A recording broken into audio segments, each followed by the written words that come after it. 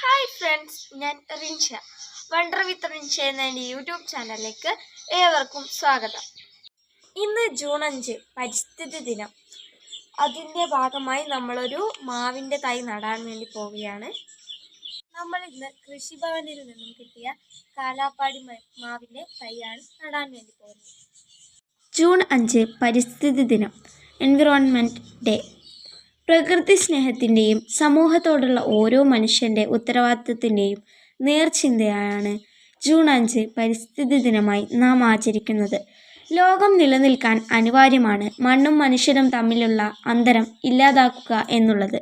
ലോകത്തുള്ള മുഴുവൻ ജീവജാലങ്ങൾക്കും ഈ മണ്ണിൽ ജീവിക്കാൻ വെള്ളവും വായുവും അനിവാര്യമാണ്. പ്രകൃതിയുടെ അതിരറ്റ സ്നേഹം കൊണ്ടാണ് നാം ഓരോരുത്തരും ശുദ്ധമായ വായു ശ്വസിച്ച് ഈ മണ്ണിൽ ഇന്ന് ജീവിക്കുന്നത്.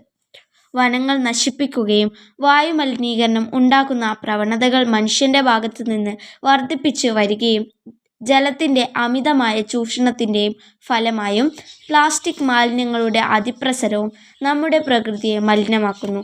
നമ്മുടെ നാടിനാവശ്യമായ വികസനം അനിവാര്യമാണെങ്കിലും കൂടുതൽ പഠിക്കാതെ കുന്നും മലകളും മനുഷ്യൻ ഇടിച്ചു നിരത്തുന്നു.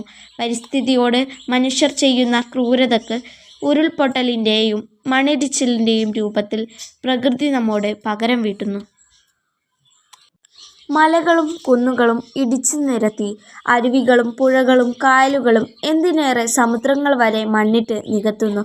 ഇതുമൂലം ഉരുൾപൊട്ടലും ഉണ്ടാകുന്നതോടൊപ്പം നാടിൻ്റെ പാരിസ്ഥിതിക സന്തുലിതാവസ്ഥ ഇല്ലാതാക്കുകയും ചെയ്യുന്നു.